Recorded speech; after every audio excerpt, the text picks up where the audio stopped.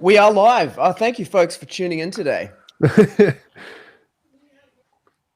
Welcome to Theology Unleashed. Arjuna has left the chat.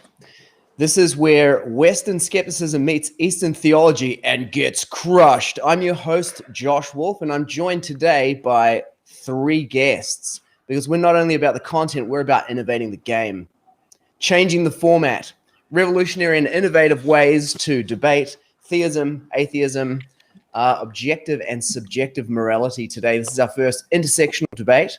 We're going to be debating two premises at cross purposes with each other. And today's debate is about objective morality. Does it exist? Is there such a thing as objective morality being argued from theistic and atheistic positions? And joining me today for the debate, we have, let's go clockwise. So I'm your host, Josh Wulf, phoning it in from Auckland, New Zealand, and immediately to the this side here, I'm joined by Ram, who's calling in from the Czech Republic. Thanks for joining us today, Ram. Thank you guys very much for having me. Do I have to introduce myself? We'll do that in a second. Okay. We've got Tjump below, phoning it in. Hi, I'm Tjump. Tjump and Tjump's couch and Tjump's microphone. You're in Minneapolis, is that right? I think so. I don't know. Okay. Haven't been out of the house for a while, huh? Quite a while. Pretty much the way things are at the moment. And then this way, down here in the bottom corner, Nama Madhurya from Auckland, New Zealand. Welcome, Nama. Thank you. So, yeah, how about we go around, do a round of introductions. Tjump, famous on the internet. Ram and Nama Madhurya, this is your first time in an internet debate, first time on the channel. So, Ram, do you want to kick us off? Yeah, so basically, I'm just a regular guy. I'm just studying right now in university, and I have a lot of interest in theology and a little bit of philosophy, and I just saw the opportunity to go on here, and I seized it. Yeah, it was during a debate, right? You were in the comments, and you were like, somebody should debate, about this or something like that. Which debate was that? I don't remember which debate that was, but I was in the comments live, and I'm like, wow. I heard Tjump's position. I'm like, wow, does he actually believe it? And then I'm like, yeah, I'm just going to go and debate him. Why not? Yeah, it was a Tjump debate, and you were like, someone should debate him on this. And I was like, well, how about you? And you were like, okay, let's do it. Awesome. So if you're in the comments and you're watching today and you got something to say, Ram is proof positive that you can get on the channel wherever you are in the world. Magic of the internet. We're going clockwise. How did we manage to skip around there? Anyway, Nama Madhurya, you're up next. We're going clockwise. Okay. Well, I'm 16 and I'm doing homeschooling at the moment. I'm applying to universities, and I've always been interested in philosophy because I've read some amount of it. And part of my education is to do rhetoric. So this is a great opportunity to practice rhetoric with other very intelligent people. So that's a really great opportunity that Sita Putty propositioned me to do. So I'm very grateful. Thank you. Or Josh, yeah. So yeah, that's me. Awesome. Thanks for coming on, and proof positive that you're never too young or never too old to get involved. Thanks for stepping up and representing. And Tjump, for those who don't know you, you want to give a brief introduction? Yeah, I'm Tjump. I read the dictionary online for money. I just sit there for like 6 hours and just start at A and go to D. I get about to D and then I fall asleep. And I'm paid to do this. This is my full-time job of reading the dictionary online. And you can see me reading the dictionary and find my OnlyFans on my YouTube channel. Check it out, youtube.com/Tjump. Epic. So if you want to get anything past D, you got to subscribe to Tjump's OnlyFans. Okay, great. So today's debate, objective morality. Is there such a thing? And there is no other moderator today. Arjuna was here, but he bounced. He's actually moving house at the moment. I helped him move the piano yesterday. He bought a house, and the lady was sentimentally attached to the piano. She's like, this piano belongs in the house. It has to stay here. He was like, okay, I can roll with that. As soon as he took possession, he's like, rings me up. Can you come and help me move the piano? So we carried it out of the house and dropped it on the side of the road outside a play center. which we had donated it to. So they were expecting it. So that's why he's not here this week. So I'm going to be kind of pulling dual duty today as a debate participant and the moderator. So we are debating, is there objective morality from a theistic and an atheistic position? So I'm taking the position there is no objective morality from a theistic position. Ram's taking the position there is no objective morality from an atheistic position. Madhurya is taking the position that there is an objective morality from a theistic position. And Tjump is taking the position that there is an objective morality from an atheist position. So how do we want to do this? Around like a kind of championship ladder of rock, paper, scissors, Spock, dynamite to see who goes first? Not it. Okay, Tjump doesn't want to defend, he wants to attack. Does anyone want to go first? I could go. Okay. I could go first. Ram, you're it. So Represent atheism. Should I give? Yeah.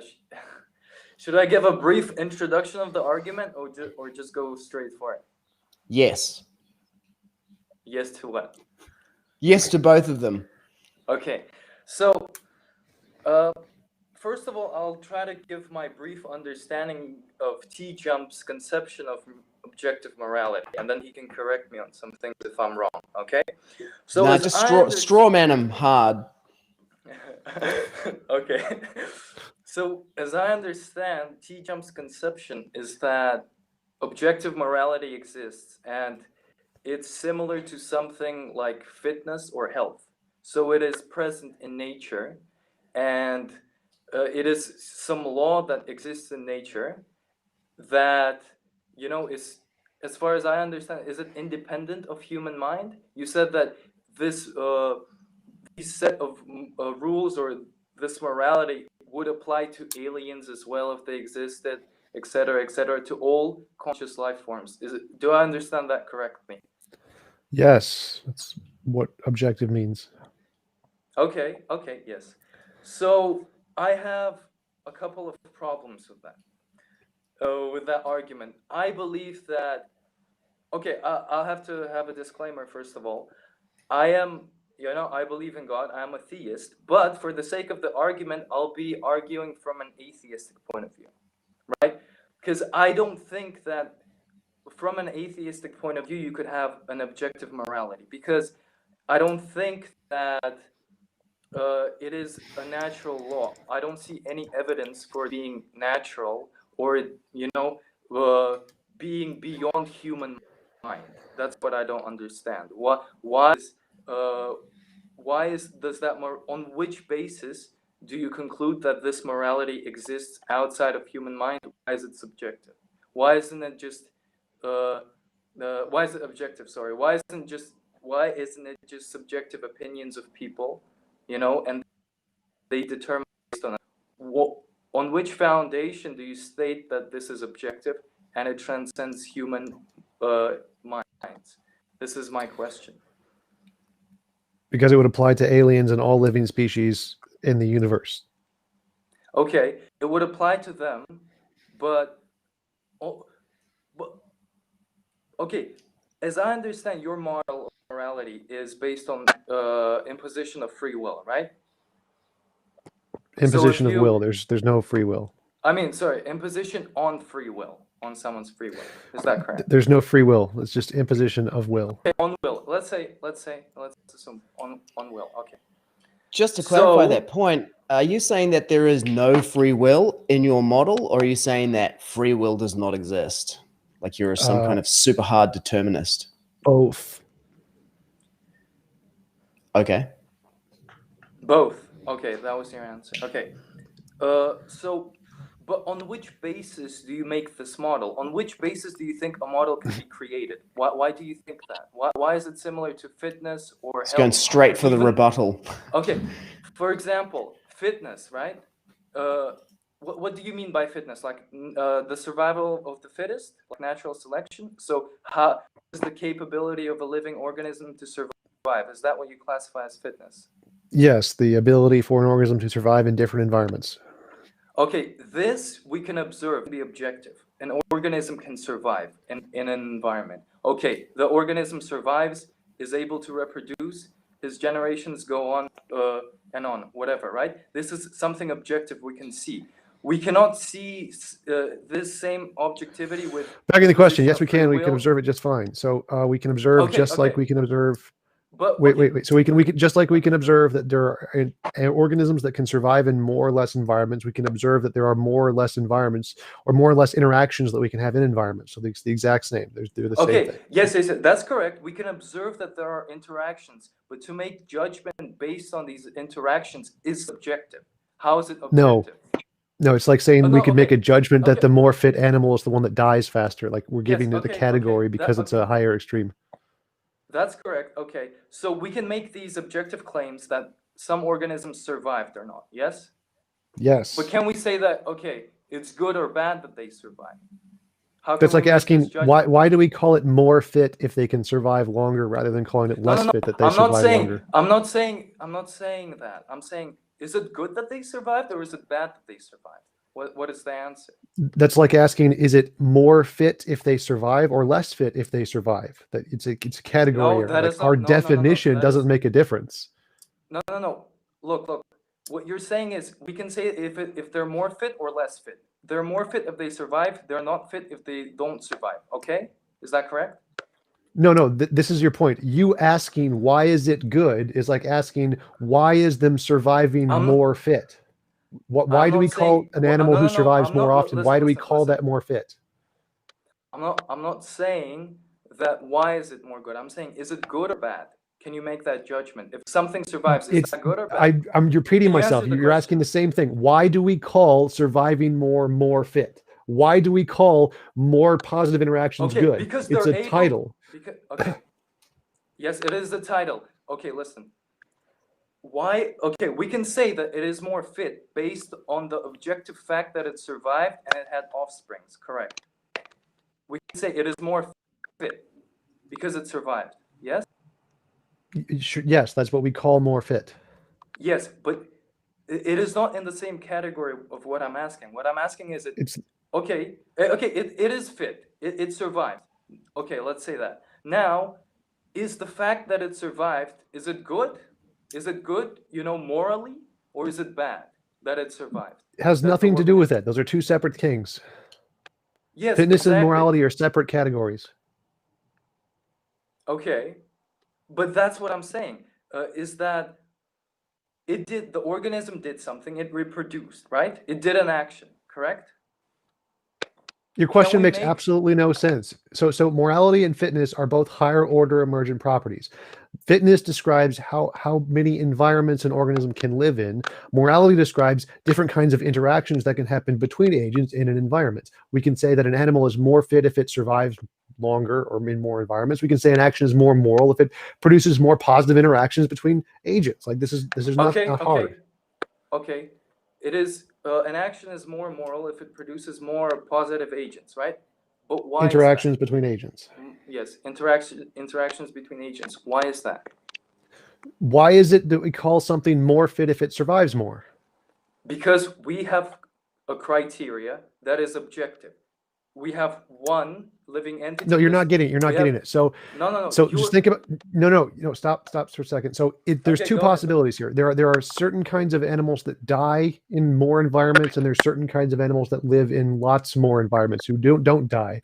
Now we could call the ones who die the most fit. They're the most fit ones because they die in the most environments. Like we could call it that, but we don't because we like calling the ones that live more fit. But what we call it doesn't make a difference. The objective fact of the matter is that this phenomenon exists regardless of whether we call it good or bad or whether we call it fit or not fit. The title we give it makes no difference to the objective But phenomenon. based on what? Listen. Our fitness, opinion. We measure. call it more fit because it survives more. We like that title. So we I think- call something Okay, good okay. because it's So like I think that I can title. see. Let me just jump in here for a second. Stand up the clinch.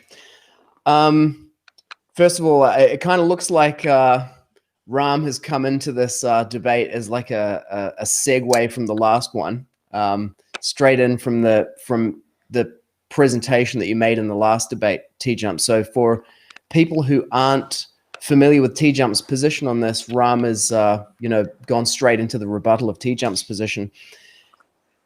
I think what I can hear here is that, correct me if I'm wrong, Ram, what you're pointing to is the objective measure of fitness is increased population over time. Correct. And Tjump, you're saying that that's an analogy that you've used, and that morality is increased positive interactions or greater positive interactions between agents. Or less imposition of will, yeah. Okay. Now, is your question, Ram, what makes that good? Is that what you're asking? Yes, what makes that good and what makes that positive? That is my question. Okay, so the question then is that if morality is what is good and what is bad, what is it that is being measured? How do you define? Because an increased population the lack is a of number, imposition right? of will is what's being measured. So we're measuring the amount of imposition of will. Less imposition of will is more Okay. good. But if you're asking, well, why do we label that more good? It's like asking, well, why do we label things that survive more as more fit? Okay, that was my question. That's the definition of what is good. Yes. Okay, so what I'm asking is that, okay, you brought up your model of the imposition on will, let's say will, right? And where do you get that model, right? From where? What is the source? You said previously in your debates is that you base it off moral progress and moral intuition. Is that correct? Yes, those are the phenomenon that are morality, and we yes. plot those out and describe a principle that can describe that phenomenon. Okay, are there objective criteria to build a model? Or are they subjective? What does that even mean? Like you can build anything you want. Build a model as anything you want. Okay. Objectivity is if it exists independently of your hypothesis. Like what you're saying makes no sense. Could you repeat that last part again? I didn't. So I observe a phenomenon. There's moral intuition and moral progress. Yes. Then I plot these out and try to describe a principle or make a principle that describes these phenomenon. And then whether it's objective or not is if that principle corresponds to something in reality. What I'm using to make up the principle is irrelevant. I could just shake a magic 8-ball and come up with a random gibberish thing. And if that corresponds to reality, it's objective. So what I'm using to come up with the hypothesis is irrelevant to its objectivity. Okay, you say that it's a phenomena outside of human minds. This is what you believe. No, again, so the phenomenon I'm describing, that's moral intuition and moral progress, is just a phenomenon. Like it could be completely in human minds. That's irrelevant. You can make anything you want to make a hypothesis. It exists independently. No, wrong. So there is a phenomenon we see. Doesn't matter what it is. So if we see an ocean in the distance, maybe it's a mirage and it's just a figment of our imagination. Maybe it's a real ocean. We create hypotheses. We say, one, it's in a mirage. One, it's a real ocean. Those are two different hypotheses off of the same phenomenon. Okay. It doesn't matter what the actual cause is yet. It's irrelevant. If there's a real ocean there, then the phenomenon is objective. So if there is something in reality that this principle I've made up is describing, then it's objective. What I'm using to come up with the principle is irrelevant. It makes no difference. And a mirage. Then it's subjective, yes. Yes. So what I'm trying to say is that objective morality in general is more like a mirage. It's something that we conceived as humans, right? That's your hypothesis, but that's just a hypothesis. Okay, but look, I saw your discussion with Joe Schmidt, right? And then you said that you just could you actually bring forward an argument or something? Like wait, just 1 second. referencing other debates doesn't help anything. I'm referencing what you said. I'm referencing your model basis. I did my. This is okay. In debates, you're supposed to present an argument in the debate, not just reference other things that we've said before. Listen. So present an argument. 1 second. I presented plenty of arguments. Could you listen for a second? Presented none. This guy. Okay. So in your discussion, you said that you. Oh, so you don't want to defend your own words? Is that what's happening? No. This is a debate. In a debate, you have to present an argument. That's fine. You have a position. You present an argument. It doesn't matter what I said in any other debate. Present an argument. Okay, let me just finish. Okay, so in that discussion with Joe Schmidt, you said that you cannot prove objective morality. You just believe it. Is that a faith-based argument on your part? You said No, that there it's is a no evidence. If there hypothesis. was evidence, okay, it's a hypothesis. Okay. So okay. Yes, it's a But hypothesis. That's how hypotheses work. It's not faith-based unless I claim it's objectively real with no evidence. I haven't claimed it's objectively real. I that's claimed what it's you a said. That's what hypothesis. you're saying. Okay, your hypothesis is that morality objectively exists, yet you cannot provide any proof of it. You don't have to provide proof for hypotheses. Okay. But what do you base it on? What do you base the hypothesis on? Do you Less not imposition understand of what a will. hypothesis is? No, but what do you okay, I understand you have a model, but what do you base, what is your source for thinking that there is objective morality? Do you understand the my difference question. between a hypothesis and a theory? Yes. What is it? Tell me the difference. A hypothesis is a conclusion you come up with based on reasoning. Yes. Based on things you have been presented with, and a theory is something with more formulaic. No, that is not the difference. So a hypothesis is just a made-up explanation. It's just something we think this thing is causing that. That's a hypothesis. A theory is when the hypothesis is confirmed by empirical data. That's what I said. Literally, I said it's more formulaic. It has a formula. You can prove it. And It has nothing to do with the formula. Hypotheses can have much more complicated formulas. The formulaic has nothing to do with it. It has empirical verification. But what? Okay. So a hypothesis is an unverified theory. A theory is a verified hypothesis. Okay. So you have a hypothesis. Why is that hypothesis credible? What makes it credible? What makes your hypothesis better than any other, or in case mine? That I believe that. Okay, so unverified means it has not been verified yet. So all the hypotheses are just. You have reasoning. You're asking. I've already answered this. It's a hypothesis. It makes no difference what you base it off of. I could shake a magic 8-ball and that can make a hypothesis. No, that's not how hypotheses work. You don't understand science. No. What you're saying has no relevance because you don't understand how a hypothesis works. A hypothesis is what we think could cause the explanation. There could be infinitely many hypotheses. We can say some are conceptually better, and that's fine. You base a hypothesis on reasoning, or what do you base it on? Just whim? Stop asking that question because it doesn't make a difference. I've already answered this. It makes no difference what you base a hypothesis on. You could have dreamed of a farting leprechaun that gave you the idea. That's a valid hypothesis. How you came to the hypothesis makes no difference. All that matters is can it be verified independently of your imagination? Can it be? No, not yet. That's why unverified hypothesis means. Okay. So you can't verify your hypothesis that states that. That's what hypothesis means. Okay. You can't verify it. Which has been said millions of times in every conversation I've ever had. Like, if I could verify it, I'd already have a Nobel Prize. Obviously, I can't prove objective morality. And there we have it, folks. Tjump has admitted defeat. He cannot prove objective morality. Thanks for tuning in today. I'm gonna play that on a loop. It's gonna become a meme sample. But that's always been my position. So saying there is an objective morality doesn't mean we need to be able to prove it. So different topics. Okay. But for the sake of the Ram Gopal has left the chat. All right. Okay. You know what? I mean, that was straight to the rebuttal, right? There was no presentation of a particular position in that. But one thing that I did get from that is I actually understood your model of objective morality for the first time. Cool. Yeah. I would call it more of a theory than a hypothesis.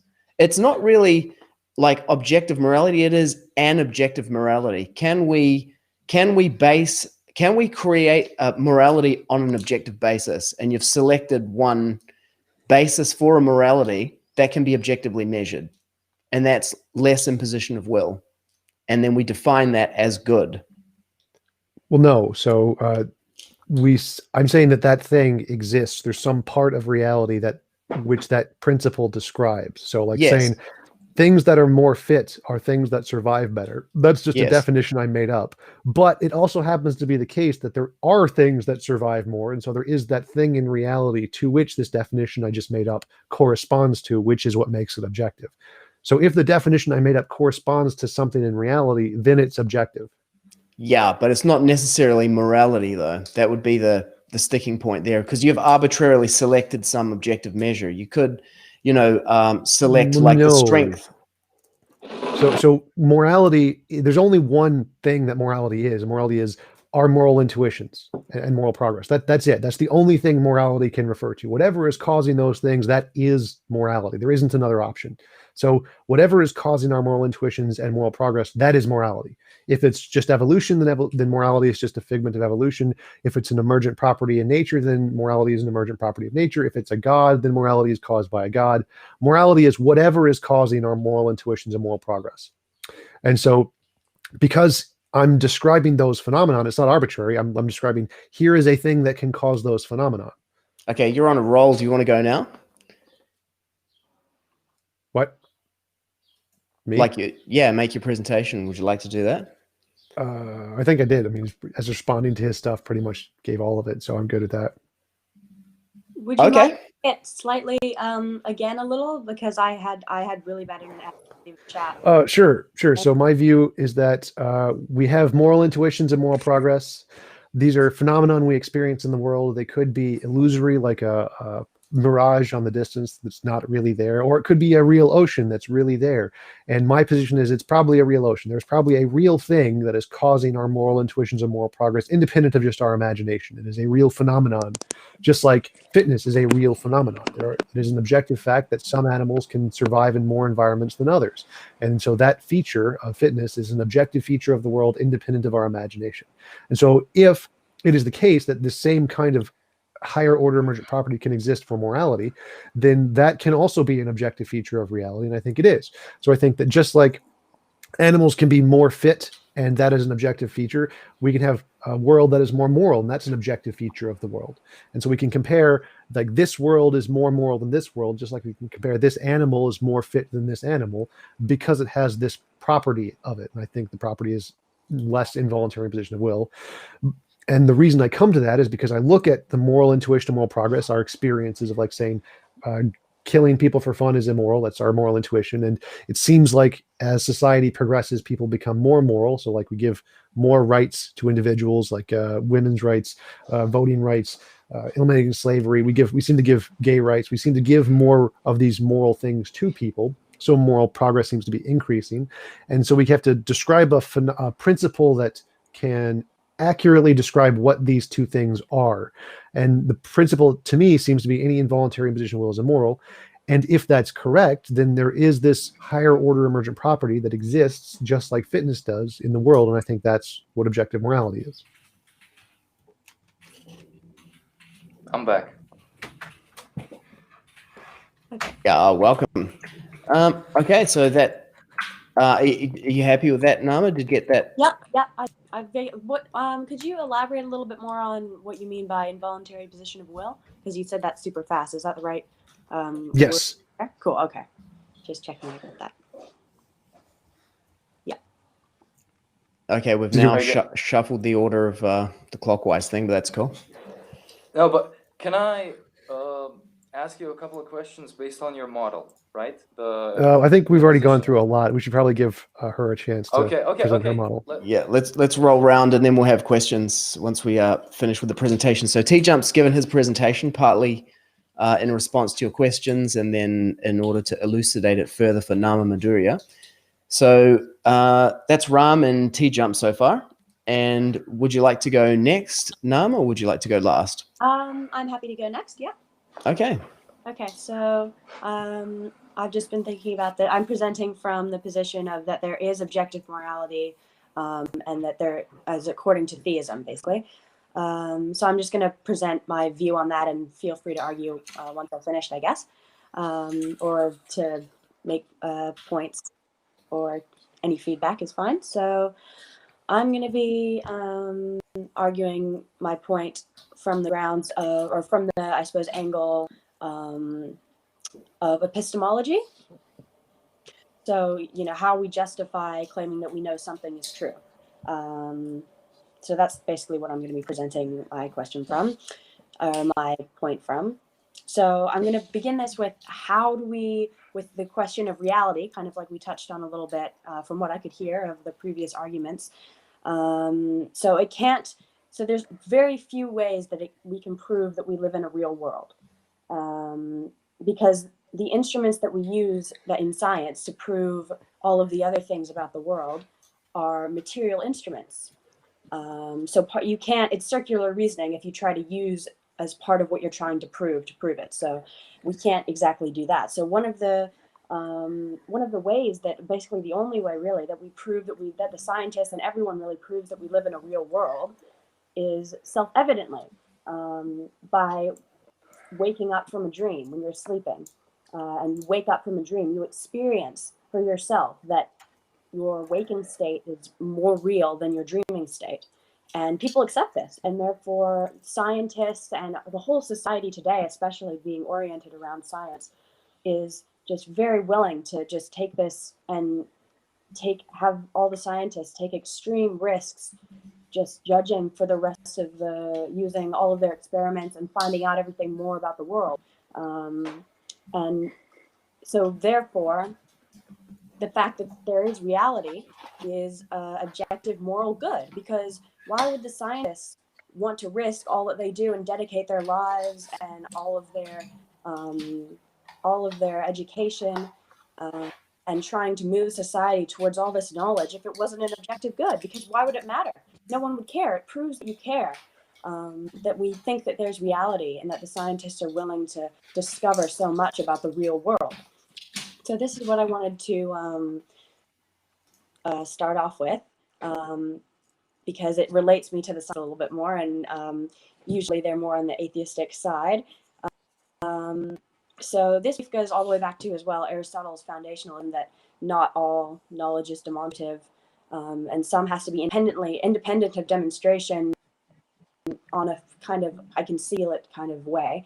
And I think Wake Up from a Dream is quite close to that, as you're going to get, because one has to experience it for themselves, but it's harder to demonstrate, as it is to demonstrate, for example, how a car works. A car is a scientific invention, so that's a kind of just a side note there, that it connects back to Aristotle. So my next point of that basically is that, so reality established that reality is good, because people base so much of their lives on discovering about reality and care about it. It's better to be real than it is to be unreal, for example. So this comes to my next point, which is that something which has the ability to prove itself to you, something which is self-evident, is not physical, but it's otherwise it wouldn't have an ability. So this is kind of the role of consciousness, of how as the instrument that we use to judge it. But I'll come back to that in a minute. And I'll go on to saying that the scientist making the stand of the world is an ethical determination. It means that you care.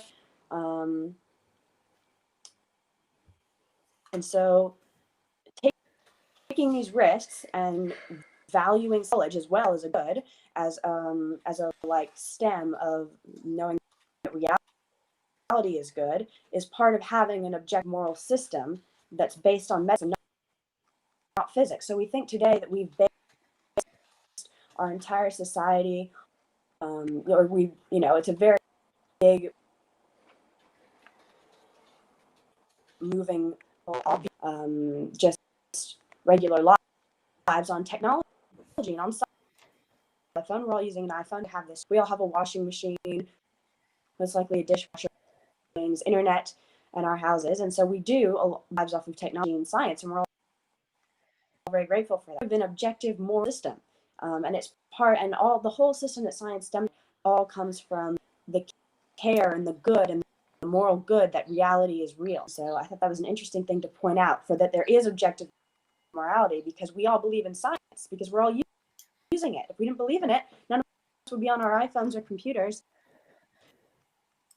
debating objective morality, and they all can agree on that. And so that was one relatable aspect I wanted to try and, or one relatable example that I want to try to connect you guys with is that we believe in science, but science stems from an objective moral system. It's part of that objective moral system that society is based on. So now that I've established that, just like in atoms and electromagnetic forces, a lot of, and nuclear, those are some of the source of a lot of science today. So everything that's a physical object has a source, but metaphysical science itself comes from a metaphysical source, which is the experience of reality. So therefore, metaphysical objects like reality, objective moral good, also have a source. And the source of all metaphysical reality, including including justice, peace, charity, chastity, all of these stem from God. Absolute, or you could say an absolute reality, or an act which explains all the.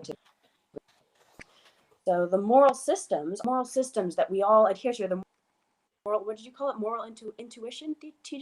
Moral intuition? Yeah, so all of that stems from this absolute truth. Because we have all these systems and these intuitions, and we have all these systems that we base society off of. We have the justice system, a huge part of our culture, and it's all based off of these morals. Like justice itself is a metaphysical principle. And so metaphysical objects, which have a source in God, like reality, like that reality proves itself, scientist is a moral good to do science, part of this ethical system, because you only have to, it's part of this ethical system, because one of the main big leading points is it right? Is it good? So is it justice?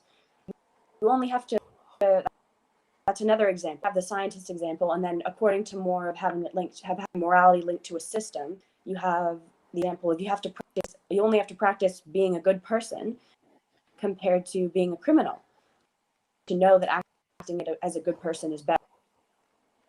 Example of charity.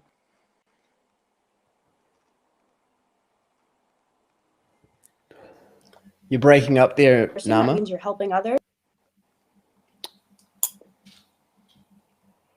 Nama, if you can hear me, maybe try turning off your, can you turn off your camera?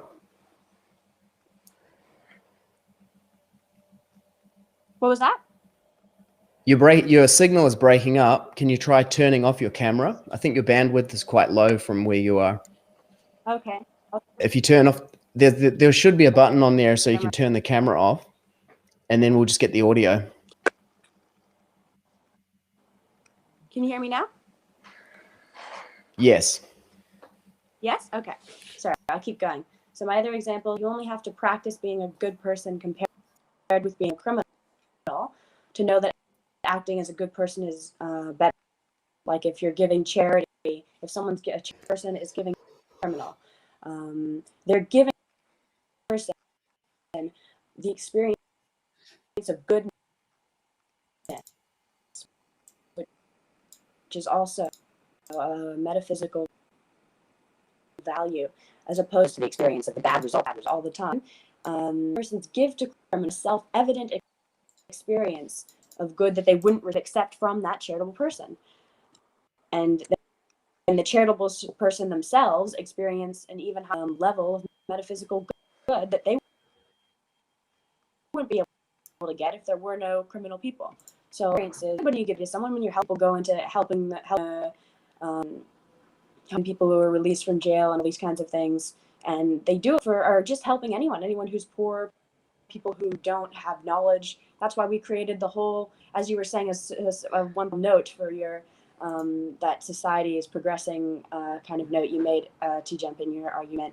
I think one of the things you could relate to from that is also the school system, that we now have a school system for almost everyone. So anyone who's ignorant or can't afford super high, very expensive education, they can go to free public school, and they can be less ignorant than they would be if they just went to no school. And so that itself is also a moral act. It's a moral good to get education so you can learn more about the world, because reality is a moral good. So thus the scientist holds reality as a good, just as people who have an ethical system with God or the absolute truth hold ethical moral realities as goods. because all of these objects are self-evident. Like a lot of, like, reality is self-evident, and goodness and justice are also self-evident. You can experience them for yourself. So this kind of circles back to the previous statement that you need a non-material instrument outside of the world to prove it exists. So the instrument used, which is outside this world, to prove reality, right? Because you can't use a microscope to prove that there's reality, because the microscope is part of reality. So what we use to prove to ourselves that there is reality is our consciousness. And the consciousness, so our consciousness is it's not part of this world. You can't measure consciousness, but we know it's there. Like, they have quantum physics and all that now to at least scientifically be aware of it. But you can kind of see the effects of consciousness, but you can't see, measure, or hold consciousness. And that's what we use to understand that we do live in a real world. Why you prove to yourself by waking up from a dream. So as soon as you understand your own consciousness, basically, as soon as you can understand that you have a consciousness, you can understand that consciousness has to have a source, because it is just an instrument. So the source, if consciousness is not material, then the source of consciousness also has to be not material. So this source is being God, or the absolute truth. So yeah, basically, in conclusion, the physical sciences are built on the foundation of reality as a self-evident truth. Self-evident truths are metaphysical. The source of metaphysical objects is the absolute truth. And I think epistemology is the best way to approach this for explaining it to people, because it's the one that most people can relate to, which I wanted to throw in there. Because, like, if you tried to approach it from ontology, especially if you tried to approach theism from the position of ontology, people have such different views and such unsubstantial views about the being of God. Or if you wanted to approach it from what else could you approach? Ontology, epistemology, or teleology even. People have different. There's so many different religions that have different purposes for what they think objective morality should do, or even atheists, what objective morality should do. So I think the best way to approach my particular point of view was epistemology, and I hope that was coherent enough. Feel free to comment or debate as you like. That was great. Thanks, Nama. Sorry for my really bad internet as well. We live in New Zealand. It's one of the slight downsides. I live in New Zealand too. My internet's amazing. Well, you have better see, Cuddy. I think it's because you live on a farm rather than New Zealand. Hill too, down at the bottom of the hill. So anyway. Yeah.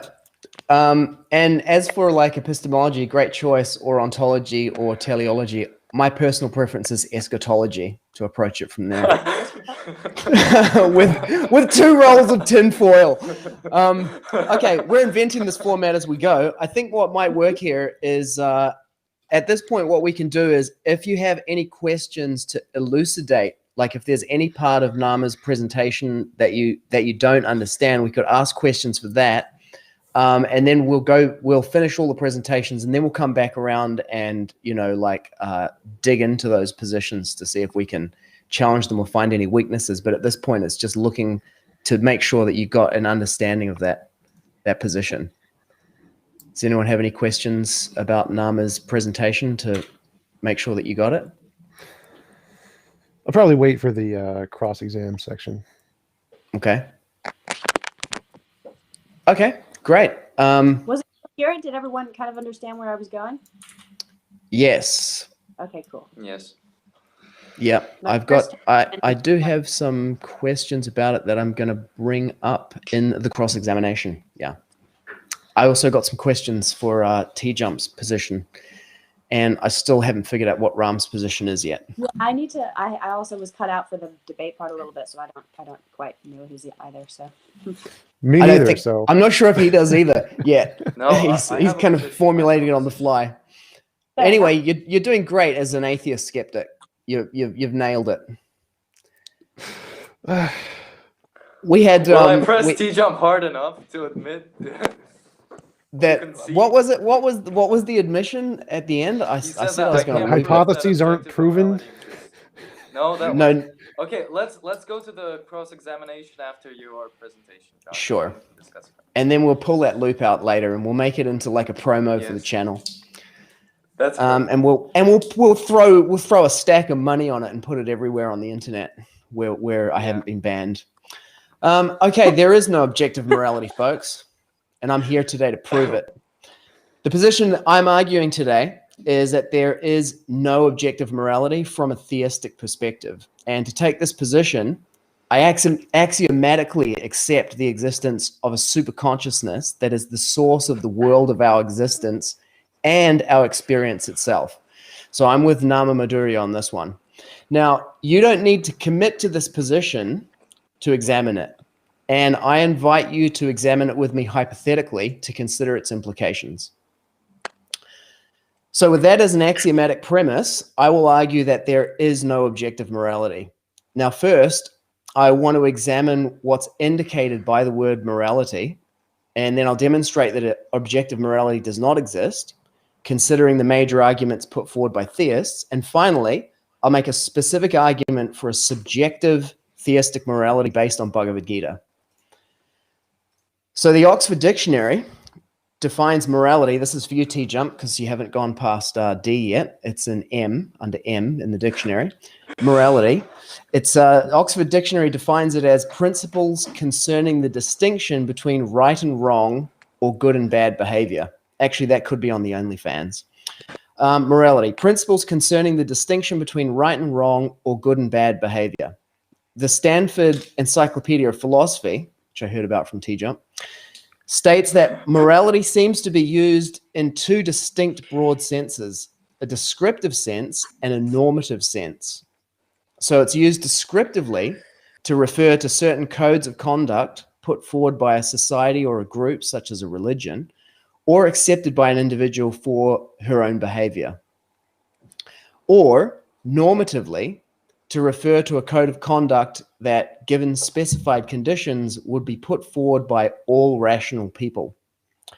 So we're talking about objective morality today. So we're talking about the normative sense of the word, that there is a single normative morality that is an accurate representation of some fundamental structure. And I got from the initial discussion between Ram and Tjump, moral intuition seems to be the basis that Tjump bases his on. So the first thing that I want to examine is the idea of retribution and reward. And this is a standard argument used to establish objective morality on a theistic basis. And the idea is that God will reward people for good behavior and punish them for bad behavior.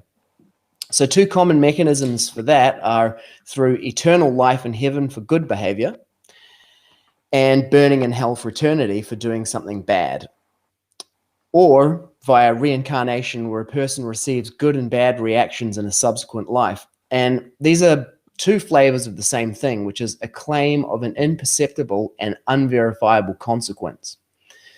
So this claim has two different faults. Firstly, you have to agree with the implicit desirability or undesirability of the positive result. That is to say that you have to accept that burning in hell is bad in order to ascribe bad to the moral value judgment. So this makes it a conditional imperative rather than a categorical one in the language of Kant. So in other words, it's a subjective morality. And we might argue that all rational people will agree with the positive value structure, that anyone who's a rational person would agree that burning in hell for eternity or being, forced to reincarnate as a cockroach and getting squashed is bad, but they might not. Many people throughout history have rebelled against this idea precisely because they feel that it takes away their free choice and is the action of a capricious entity. Or in the language of Tjump, it represents like an egregious imposition of will of one entity on another. And those people would say that that morality itself is morally bad because it represents, this excessive imposition of will. Now, on the other hand, if the situation is indeed a strict action-reaction causal chain, then there's no morality in it. So if you put your hand in a fire, it'll burn. And there's no morality to that. It's just simply action and reaction. It's a fundamental fact of the universe. So moving the reaction to an experience outside of this life, either like in some kind of eternal afterlife or in some kind of subsequent reincarnation life doesn't make it fundamentally different. In the case where the reaction is moved to the afterlife and presented as something moral rather than something factual, like you put your hand in the fire and it'll burn, adding good and bad to that could be seen as a mechanism to encourage people to do or not do certain actions. You know, we don't have to tell children not to put their hands into a fire, especially once we don't have to tell them not to do it once they've experienced it. We don't have to tell them that it's bad to do that. They have an as-lived experience of it, and we don't use morality to enforce that. There's nothing morally bad about it. It just sucks, and so people generally don't do it. So we don't need to invent or introduce the concept of morality for such an obvious action-reaction causal chain.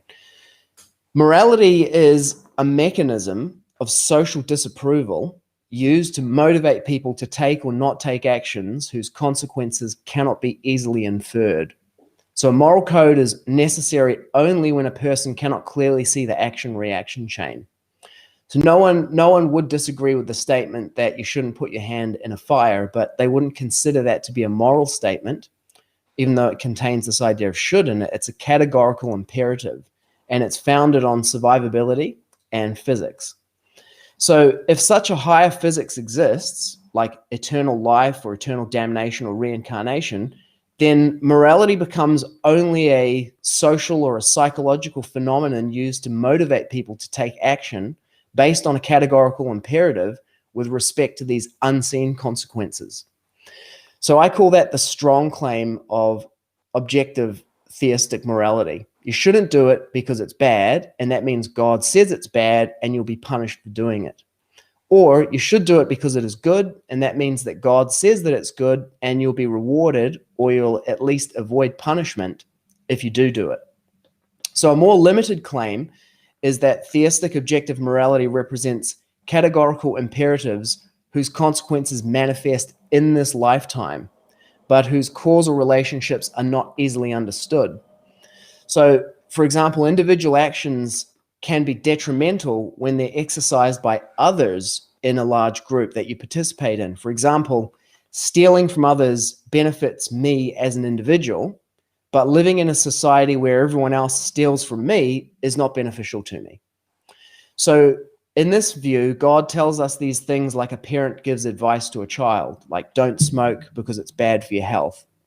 Now, a child might rebel against this, but the parent is not to blame for the consequences if the child does do it. The moral guidance that they provide is advice, designed to motivate them to act in a particular way to avoid the negative consequence. So any moral guidance of this nature, claiming to be from God, can be generated from game theory. It does require deeply or fully understanding the consequences of actions, but again, it's a categorical imperative, and it's linked to the fundamental nature of the world, and particularly economics. Tjump is disagreeing. Go for it. You keep saying that's a categorical imperative, but categorical is the objective kind of morality. I think you mean hypothetical imperative. It's a hypothetical imperative of, if I want to survive, I ought to do X. That's a hypothetical imperative. Categorical is mean it's objectively immoral to do X. A hypothetical imperative. Well, yeah, the reason why I say it's a categorical imperative is because I implicitly accept that every living entity wants to survive. That's still a hypothetical. So if I want to survive, I should do X. That's a hypothetical. Categorical would mean it's independent of any type of motivation or proclivity or desire. It's just you ought not do X, period, regardless of whoever you are. So that would still be a hypothetical. Yeah, it's the if I want to survive thing. Like I would take that out of the statement because it is there. You have no choice in that matter. The choice isn't relevant to the categorical hypothetical distinction. So like if every person wants to survive, then they all say, I want to survive, therefore I should do X. Whether they choose to want to survive or not isn't relevant to the hypothetical categorical thing. Okay. I'll go with hypothetical then. Categorical, because Kant does believe in objective morality. He thinks there is a categorical imperative, which means there is an objective morality, which is why we should do something. That's why he makes the distinction. So Okay, and I'm arguing against that. So yeah, categorical imperative is bogus. Hypothetical Yep. imperative is the new black. Hypothetical imperative is so hot right now. And it's linked to the fundamental nature of the world because all living entities want to survive, and particularly to the economics of survival. So in this model, theistic morality is descriptive, but it represents a set of principles based on a normative morality that's amoral. It's simply action and reaction. It's like fundamental features of the universe and survivability. Now, the issue with this is that the action and reaction consequences will differ based on various environmental factors. It can be, for example, it can be advantageous to practice deception if you're at a significant disadvantage without it. Like you might misrepresent your available military forces or your resolve to use them during negotiations in order to secure a favorable outcome. So if you want to de-relativize lying and make that into like it's morally bad to lie, to make it into like an objective moral principle that it's always true, it's objectively and always bad, it should not be done, then we need to posit some detrimental consequence for lying that's imposed by God or the universe, regardless of the efficacy of lying in that particular situation, which could be beneficial to your survival. So we're left with a further problem at this point, and that is that different theistic traditions have different moral codes. And when we look at them, we see that those moral codes reflect the time, the place, and the circumstances where they arise, particularly with respect to the social structure that sits on top of and arises from the economic structure of the society. And the economic structure of a society in turn arises from the technological capability of the society, which determines how food is produced and distributed and how power is concentrated in the society. And I would point to, as Nama was saying in her presentation, the development of technological prowess of our current civilization as the causative factor in what Tjump pointed to, which is, you know, we've got gay rights, we've got, you know, rights for women, this increasing rights is an emergent factor from our technological advance, which changes our economy, which then changes our society, which then gives rise to this subjective morality that arises from those. So you have nomadic societies where people don't inherit land. And in those societies, sexual morality differs from agrarian societies where inheritance and thus genetic relationship matters. So their sexual morality arises from their relationship to the means of production, to quote Karl Marx. So this again seems to indicate that I didn't know I'd get so much mileage out of a Karl Marx reference. Oh, it's just funny hearing you quote Karl Marx. My homeboy. So this again seems to indicate that what's claimed as theistic objective morality is in fact a mechanism for enforcing game theory derivable economics by amplifying the perceived costs and rewards to ensure or at least encourage compliance. So the implication is twofold. It's a narrative about the consequences, but as a morality for the society, like an accepted normative morality for people, whether you personally believe the hype about the afterlife or not, it manifests as a very real cost benefit in the present moment through social approval and disapproval, or in societies that have a formal legal system, if the morality informs the legal system, as it often does, through legal repercussions. So morality itself then becomes a factor in the game theory, and it becomes possible for actors to manipulate people by creating moral codes that skew the game in their favor. And it's difficult for an individual to detect when this is being done, since God doesn't speak to everyone individually, and different people who claim to hear from God make different claims, and they generate different scriptures. And for this reason, many people reject a morality that claims to come from God, and thus it cannot be normative in the sense of a code of conduct that, given specified conditions, would be put forward by all rational people. So I want to introduce another idea about what should or shouldn't be done, morality from a theistic perspective, which we might term a spiritual perspective, and this is the subjective theistic morality. So subjective theistic morality includes... Oh my God. What?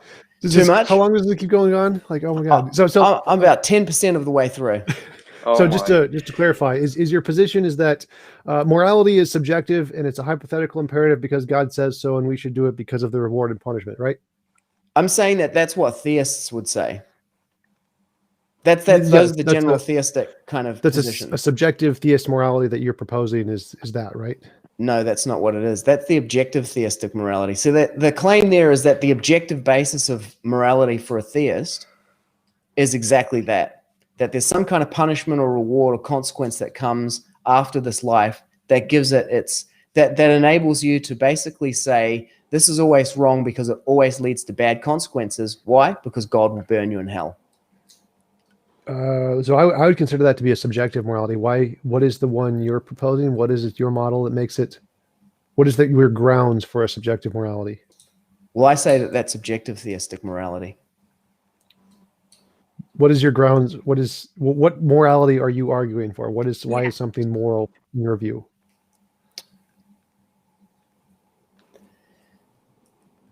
So what makes something moral in my view is Like in this debate where you're being a theistic subjectivist, you're yeah. saying that morality is purely subjective, which means it's only Yes. moral because it has good consequences, right? Is that not? Not because it has good well, yes. And what I define as good consequences is that it increases the opportunity for an individual to access awareness and experience of a higher level reality and the superconscious source of reality. That is what is good. Okay, so there is a subjective morality, and the subjective morality is we should do things that maximize this property you just said, whatever that means. And that makes it subjectively moral, but it's not objective in that case. So because it's a hypothetical imperative, so it's only a subjective morality. We should do this because it has good consequences. And if there is a different action that would have good consequences, we should do the different action. Well, it's objective in the sense that that is a measurable objective phenomenon. As you pointed to, yours is grounded in less imposition of will, and it's guided by moral intuition. I thought you were supposed to be arguing for subjective morality, that there isn't an objective morality. Do you Yeah, so I'm arguing for, I would say, a subjective descriptive morality in that there is no absolute moral codes, because mostly theistic moral codes consist of like the 10 commandments. Thou shalt not lie, thou shalt not steal, that kind of approach. And that one is usually grounded on God will punish you if you do these things, therefore they are bad. So you're saying that there's no absolute morality where there's this one principle that you can't violate. Essentially, it's relative to whether or not it can achieve this end. Yes. Still an objective morality, but I think you're arguing for a relative versus absolute morality distinction, different distinction. Okay. Relative morality. Relative versus absolute should be the rather than objective versus subjective. Yeah. Yeah. Okay. So anyway, today's debate is about absolute versus relative morality. Thanks for tuning in, folks. Yeah. Okay, so I'm actually arguing for a relative subjective morality, just relative morality. Relative objective. So it's objective, but the principles themselves. Okay, so it's a trisectional debate. That works. We need 6 interlocutors. All right. Well, so I think I got your position down. I understand it now. I'm ready to move into the cross exam. Okay. Anyone else have any questions about that? Not yet. Okay, cross examination. Let's do it. So, your name was Nama something? Nama. No. Nama. Yes. Yeah. Nama, I might ask you to repeat it because the internet's playing up again, but go ahead. Sure. So you said that our evidence for reality is that we wake up from a dream, and that's how we know that reality is really there? Yep. Couldn't we just still be in a dream even when we're awake? Yeah. So we're in a dream, and so we could wake up again. We just haven't realized it yet. Sorry, say it again. So when we wake up from a dream, like right now, when we're talking on this stream, we could still be dreaming. We're in another dream world. We just haven't realized it yet. And we could just wake up again and realize that, oh, this isn't really objective reality. We're just dreaming. That's still a possibility, right? Well, there's not really. No, I don't think that's the case, because obviously, because of the fact that we put so much effort and spend and so much time into, and we experience for ourselves, because we're not all, pulling an Inception and drugging ourselves with whatever to stay asleep, to do stuff in our subcon kind of dream state more. No, this is definitely more real as a reality. So yeah, you could say that there is a real world, and that's actually a big principle of theism, is that we do live in a bidimensional world, and that's, you're actually proving my point. Thank you, because yes, in a bidimensional world of that there's a spiritual that there's a metaphysical realm with metaphysical principles, and that those principles have a metaphysical source, and they're a part of reality of the world. But the material reality, we experience material reality so that's not to say that material reality is all of reality encompassed into, it's just an aspect of reality. So I think that point of view, yes, you are right, but I don't think yes. So that would mean that our experience. So that would mean our experience of reality isn't evidence of. It's not self-evident that we're in reality itself. This world, we don't know there's another world, but that's what I would say. The other world, the metaphysical reality. But wasn't that your evidence we can't for? See it or touch it, so that no materially that we're a part of it. Wasn't that your evidence for morality, is that it's self-evident? Like if it's self-evident that we're in reality when we wake up, that's evidence we're in reality. But since we could not be in reality, that means it's really not evidence. It's not, because it could be wrong. So the self-evident thing doesn't seem to really give us evidence of that metaphysical nature, because there could be something even more out there that we haven't discovered yet. So our self-evident waking up isn't really evidence that this is the fundamental nature of reality, just like our self-evident view of morality isn't evidence of a God, right? Could you start that again? Sorry, my internet's really bad. Yeah, so when we wake up from a dream, it is self-evident to us that this is more real, that it's reality. But that's not evidence it is reality, because there could be another more real thing beyond that, and another more real thing beyond that, and another more real thing beyond that. So the self-evident nature isn't evidence. Keep proving it to me. Yeah, well, you could say, well, keep proving it to me, but then you get to the circuitous reasoning thing, where you have to take a stand. And everyone in the world does this. They all take a stand and say, no, this is reality, and the scientists care enough that this is reality to go out and, discover as they can about it, and prove things and dedicate their lives to it. And so I'd say that you could say that, but I'm going to take a stand and say, no, this is materially as real a world as I'm going to experience. There might be more planes of it, but I'm going to experience them. Most likely you won't either. If you do, please let me know. I'd be fascinated. Hardcore materialist in the house. Can experience the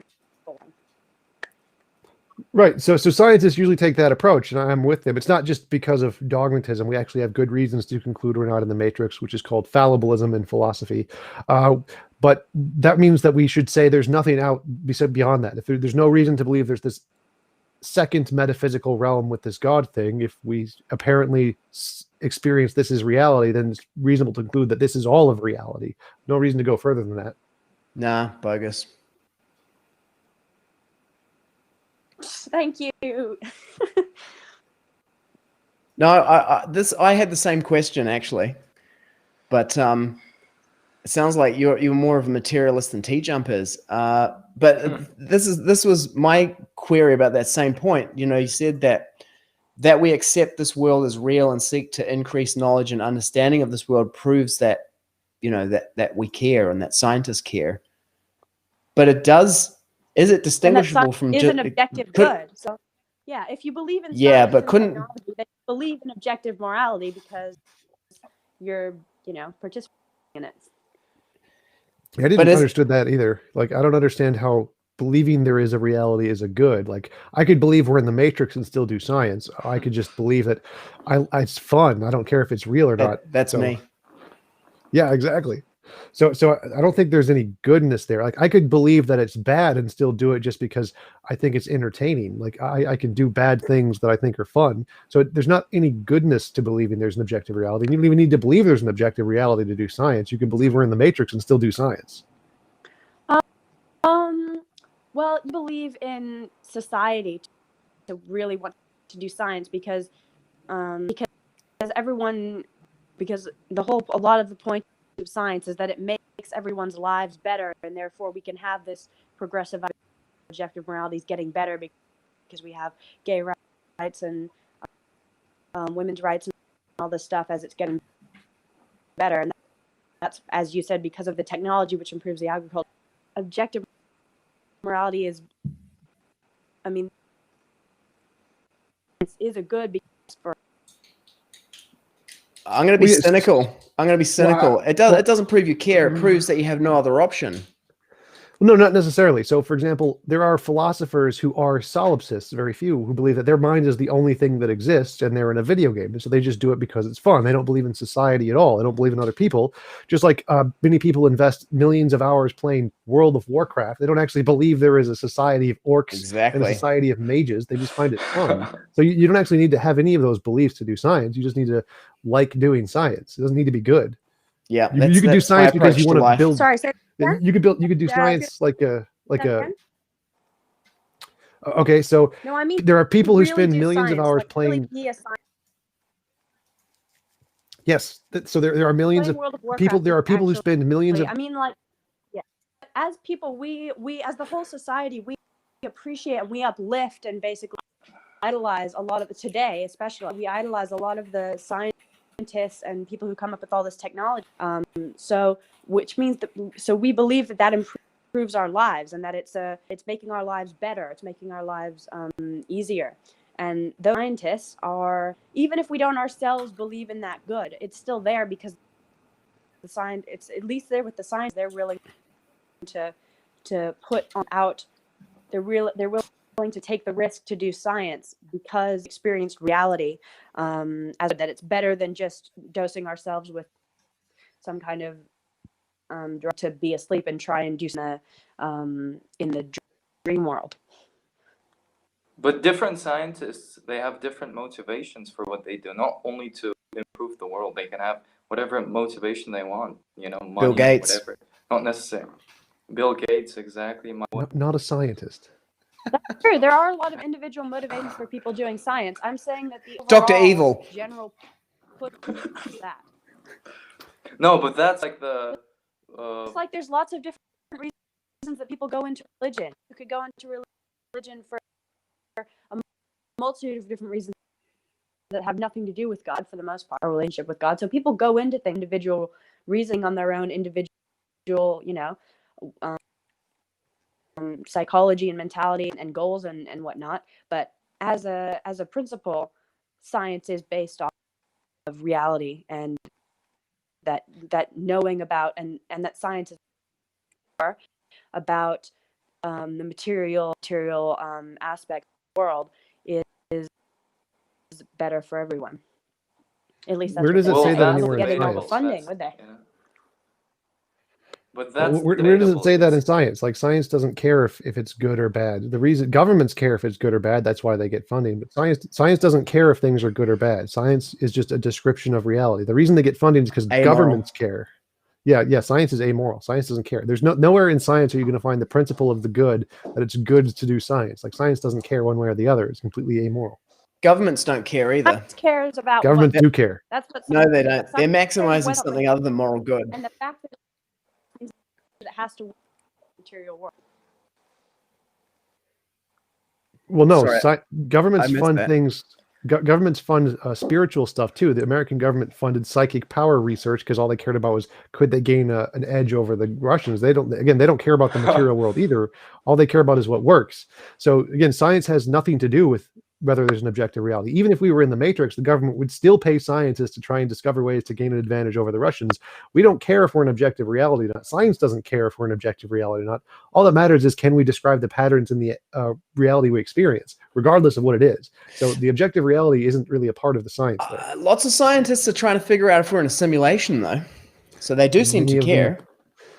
Well, yeah, many of them do, but that's not, science doesn't care, not scientists. Science doesn't care. Yep, I can Sorry, concede could you say that last sentence one more time? I have a couple. It doesn't matter to science whether or not this is objective reality. If this was the Matrix, if it was completely fake, science and scientists would be equally as interested in doing science, because it's not about describing reality itself. It's about describing the interactions we have control over, regardless of what makes those, regardless if it's in the Matrix or a brain in the vat or the real world, makes no difference. Science doesn't care one way or the other. So there's no connection between science and objective reality being a good. Science doesn't care. There's no good principle that you're going to discover in science that science cares about it being a good thing. First of all, yeah, we're not in the Matrix, which I point out, and I don't know anyone who is. Yes, we are. Yes, we are. In the world. That needs to be a debate. we're Are not we in very the Matrix? I'm for it.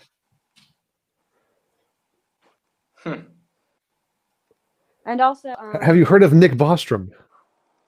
of where? Nick Bostrom. He's Nick Bostrom's No. one of the guys who Oh, I promotes haven't. that we are actually in a Matrix. So there is actually lots of scientists that do say we are in a simulation, that it's more likely that we are in a simulation. So that is actually a 100%. real hypothesis. I think the word is pronounced true.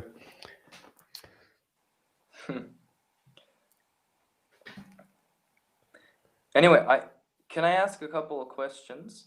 Well, that's one. You get one more. Okay. Burn. Okay. Anyway, so Tjump, can I address you about your model of And he morality? Nope, blew his second last question, we're question. Well, how could you do that? You blew your second question on that. Okay, we'll give you a bonus question. Okay, so I just want to understand your model a little I'm bit lost. better. Where are we? So We're We're on the discussing internet. Tjump's It's a model. channel called Theology Unleashed, where Western skepticism meets Eastern philosophy and gets crushed. We're in the Matrix. I don't know what you're talking about. Oh, Matrix. okay, right. so according Anyway. to you, anything poses on another person's will is immoral. Yes, That's your without consent. okay. Without consent. Okay. Say for example, a guy is walking on the street and a piano is about to fall on his head, and I drag him.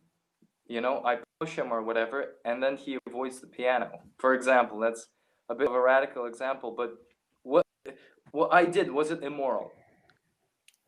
It was pragmatic, so that means it was subjectively moral, objectively immoral. And I know this one. Okay. The solution is to turn him into a ghost. Boom! Battle Jew. Oh yeah. What up? I remember that one. Yeah. Okay. Okay. That's your model. Okay. Another thing, having any sort of rules, you can't stand in this area. You can't spit on the grass. Is that immoral? Or is that Yes, if amoral? you didn't consent to them. Super libertarian. Love it. Okay. Okay. So that Ron would Paul, be what up? Okay. And I would like to go back a bit on the basis of the foundation of your model, okay? So for the sake of the argument, you say you have this hypothesis, right? And for the sake of the argument, could you explain to me what your reasoning behind the hypothesis is? Why do you believe that there is objective morality? I believe it's a hypothesis, so I don't believe it's proven. I believe it's a Okay, hypothesis. yes, I understand. But can you tell me your reasoning? Yes, we have a Why did you phenomenon. come up with that There's this hypothesis? phenomenon called moral intuition and moral progress, and there's many different explanations of Is them. that- I have an explanation, and I like this one the best. Okay. I do you think have a question moral about that. intuition I have a is question. Subjective or objective? Moral intuition is a phenomenon, and it is an objective phenomenon. Okay. Okay. Okay, so I have a question. And upon I actually okay. I have two. Okay, good. So The first one's kind of related to what Ram was saying about the piano, right? So in your model Tjump, less imposition of will is good. Now, what about doing is gooder, yeah. What about doing things to help people? So that's not less imposition of will, but our moral intuition is that this is good. Yeah, so imposition of will is only describing immorality. Morality would be assisting will voluntarily. So there's also that too. Wow. Now Tjump's bounced out. Wow. Internet blackout in the United States. Big if true. Looks like. And on That was a pretty short internet blackout. Well, that just happened to you guys. It didn't happen to me. So it was like essentially your whole half of the world. It actually gave me a sign that said all the people in your chat got lost connection other than you. That was pretty funny. Really? Because Ram and I were still here. Yeah. Maybe. So yeah. So we're still on the channel. It was a cover up. So morality only said the immorality is any involuntary imposition of will. Morality is any voluntary assistance of will. So if you would like a cheeseburger, I gave you a cheeseburger, that would be moral. That's okay. What if I like cyanide? That would be moral to give me cyanide? Yes, it'd be moral for everyone. Okay. So I have another question. Okay. Can I just? Okay, go ahead, Josh. Okay, so you say it's a hypothesis, Tjump. You know, craftily, guising yourself, your unfounded speculations as in a scientific language. Here's my question about that. How would you design an experiment to falsify your hypothesis, or is your hypothesis unfalsifiable and thus non-scientific?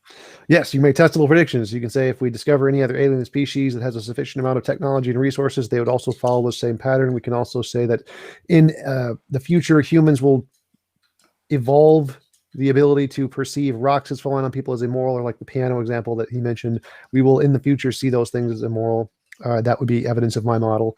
There's lots of different ways to predict the future consequences if my model is correct. And if those are not the future consequences, then my model is incorrect. Okay, I like the aliens one. The one about the rocks falling on people is immoral. I think that one's already been done, right? That's people cursing the gods for unjustly punishing them. You know, the why do bad things happen to people? No. So I'm specifically saying a rock that randomly falls on someone. We are going to see that as immoral. That's a very novel prediction because most moral models say that for something to be moral, there has to be agency behind it. And so the prediction I'm making is we will eventually see things that have no agency behind them as being moral. Okay. Okay, that's a hot take, but okay. So can I ask you? That's why it's a prediction. About the moral intuition once again. So what if you have a certain moral intuition, right? You believe that, okay, what's the combination? You believe that, I don't know, abortion is okay, is fine. And someone else, they have a moral intuition as well. And they believe that abortion is bad. So how can you put the two moral intuitions together? Are they subjective, or is one of them objective, which is yours? It's really easy. Like, that's such a dumb question. Like, people see different illusions. It's not a dumb question. It's a dumb question. It's a really dumb question. People see different things from different perspectives. That doesn't mean that what they're seeing isn't there. It's dumb. So clearly, I'd like to point out that there are no dumb questions, only dumb people. There are both. There are both. I don't know if you should thank me for that, Ram. That could have been a backhanded compliment. Yeah, obviously. So yeah, like the fact that if one person sees a mirage and the other person sees an ocean, or if one person sees an object that's green and one person sees an object that's red, well, is there no object there? Well, no. They just have different perceptions based off of their eyes. You can have a subjective, different interpretation of a phenomenon that objectively exists. The fact that there are different subjective interpretations of an objective phenomenon does not mean the objective phenomenon doesn't exist. It makes no sense.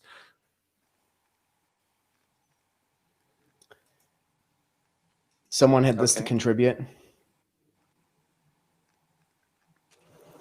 Intuition isn't meant to be reliable. It's the basis of the hypothesis. It isn't the confirmation of the hypothesis. But you have given me nothing on proving that objective. an objective phenomenon of morality exists, that something is precisely good or bad. Which is actually what this Which- person's saying. That they're not saying that they're reliable. They're saying that they're reliable. That's funny. No, but look, your argument is basically faith-based, right? You believe No, that you don't there is- understand it. Yes. Again, so No, there's a no, hypothesis. it is similar to No, that. so this is my position. when If I tell you criticize don't understand it, then religions, you don't okay, understand go- it. So because I go do ahead, understand go it, you ahead, don't understand. Go. So Go this is say. pretty simple. There's a hypothesis. Saying that there is a hypothesis of an explanation isn't a faith claim. It's not a faith claim to say, well, there could be a multiverse. That's not a faith claim. It's a possibility. It's how hypothesis works. It would only be a faith claim if I said there is a multiverse. We know there should definitely be a multiverse, There even is. if you have no evidence. That's I've never what you claimed said. that. You said that if one No, I person sees didn't. it You're red and the dumb. other No, sees it no. green, I you're said it's a saying that there is hypothesis. red. Wrong. Shut But up. you're Shut up. There is a hypothesis is not the same as theory. You are strongmanning my position saying I'm saying there's a theory. There Okay. isn't a theory. It's not a theory. It's a hypothesis, which Okay. means it isn't reasonable Okay. to believe it exists based off of proof because there isn't proof. It's just a hypothesis. Like the multiverse is a hypothesis. It's not reasonable to believe it exists yet because we haven't proven it yet. It's a hypothesis. That's literally what the word do hypothesis you think means. it can be proven? Do you think it can be proven? Yes, in the future, not today. If it could be today, then I would have a Nobel Why? Prize. Why in the future? That was my Because of the question. testable predictions that I just answered from Josh. The aliens. So The aliens. that's Okay, probably so going to the be aliens in will- about 150 days when the disclosure happens. Yeah, It's actually when it's the- when the lizard people, when 149. lizard people come down. Okay. So what I got from your argument is that you have a hypothesis that objective morality exists. Okay, but you cannot. That's what hypothesis is- means. So Okay, that you already said that. So if I have a hypothesis that God exists, for example, or if leprechauns exist. Yes, those are perfectly reasonable. You can have a hypothesis of whatever you want. Okay, so you're saying it's reasonable to believe these things. No, it's a hypothesis. To So have it's a reasonable to have a hypothesis. And then if you want to say the hypothesis is true, you need to have evidence to support the hypothesis. Okay, so but you don't have any evidence to support it. So it's just That's why it's a hypothesis. hypothesis. So you have given me nothing, basically. You just made a claim. You said, okay, I think it exists, therefore it exists. Therefore it may exist. I don't No, have that's not any how evidence to back hypothesis it up. works. Okay. So no, this saying is it what exists is a theory. So a theory would be a Okay, confirmed hypothesis. yes. Then you can say it What exists. you're saying, you have said that, okay, this is my hypothesis. It may exist. That's it. This is Yes, that's how hypotheses work. Okay. That's fine.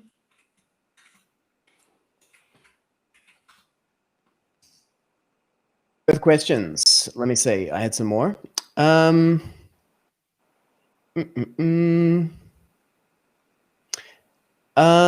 This one is really for Nama, if you can still hear at the moment and speak. You still with us, Nama Madhurya? Maybe muted. It says on air. Maybe you could bring the question up and Oh yeah, well, Type it out. it was kind of like where Tjump started from, that we accept this world as real and seek to increase knowledge and understanding of this world proves that you care. To me, that's indistinguishable from just proving that you have no other option. Like it would be evidence that you cared if you had like two different options that you could take and you chose that one.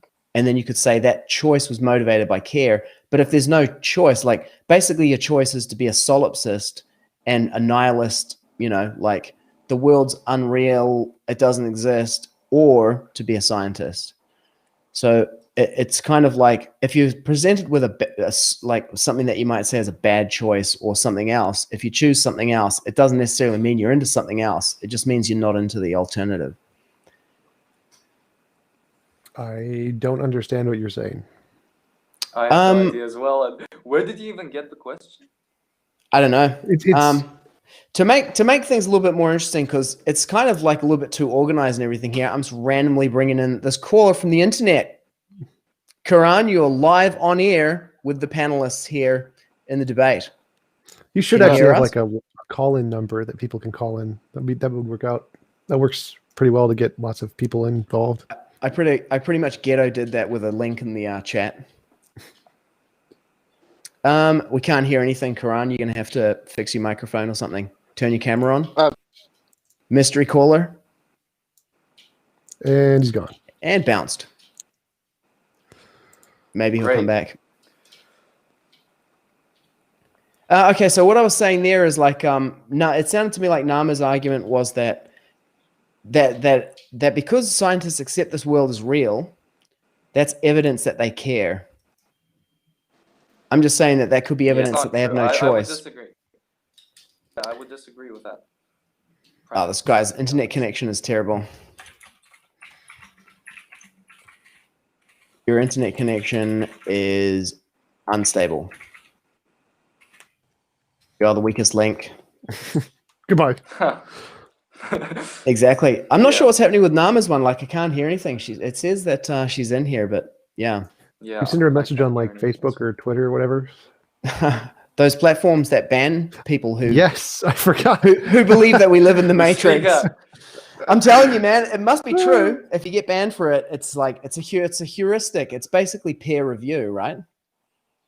Yep. Your peers are Twitter and Facebook and Jeff Bezos. They're the ones fact checkers. Josh. Yeah, exactly. You know, interestingly enough, there is one acharya in Krishna consciousness called Bhaktivinoda Thakur, and he says that all of these descriptions in the scriptures of like heavenly planets and hellish planets where people get punished after life are actually made up in order to motivate people, like strategically, to take morally good actions. Because mostly people are, you know, what we call immoral actions like imposition of will is people attempting to game the system for their own, you know, survival or, you know, economic benefit. Nama's in. Karan, can we hear you this time? Karan, yes, hello, hiya. Karan, hello. Nope. Oh, he got to say his name and hello. Tell him to like type his question or something in the chat. Yeah. Okay. I think that's it. Yeah, you'll need to type your question. And if there's anyone else who's watching who has a stable internet connection and would like to call in, just shout out in the chat. Type your question in the chat. Yeah, because, you know, this idea of the imposition of will on others, I mean, that's actually like a good thing for survival fitness, right? So it would seem that morality and evolution, because deception is an evolutionary strategy, am I right? Well, deception is very good for survival. So imposition of will is actually beneficial for survival. Not having imposition on will is actually very bad for survival. Exactly. Because other people will impose their will on you. It's bad for yourself. It's bad for No. yourself, So like if you adhered to my morality, you would probably lose evolutionarily. So evolution goes against my model. So you're saying that your morality is for losers? Yep.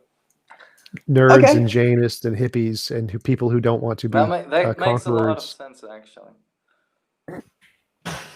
That's a hot take. That's a hot take. So being moral isn't evolutionary advantageous. It's evolutionary advantageous to kill and take and steal and to conquer. Those are the things that benefit evolution. What? Triumph of the Will. It's that propaganda film by Lenny Stahl or whatever her name is. So yeah. Okay, so you're saying that your morality is evolutionarily unfit, but since evolution is an objective reality, how could there be a morality that exists in the world that isn't derived from evolutionary fitness? Where's the grounding for it?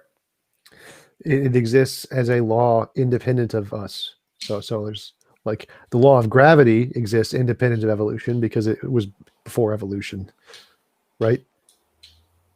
So same thing. There's no reason behind this. You're just throwing. It's the same. It's a hypothesis. Hypotheses have justification. I've explained this to you enough times. Like you don't understand it. Okay, I'm just looking at the title of the video, and it says, "Can there be objective morality on atheism?" Hang on, can Can you defend that claim, Ram? Because you said he just there admitted is- I was right. He just said yes, there can be. So yes, there can be. Oh my God, which is the whole point of the One debate. second. Yes. 1 second. Yes, that's what I'm saying. But There those, can those be- are the two. Those are the two there pull could- quotes from this one. Yes, and you can loop that, but there could be, leprechauns dancing in the room right now. That's the same Yes, there reasoning could you be. use. There could be. Yes. Can you admit to that? Yes, hypotheses. That's what they mean. Is it can be. It is But possible you have to do given this. me.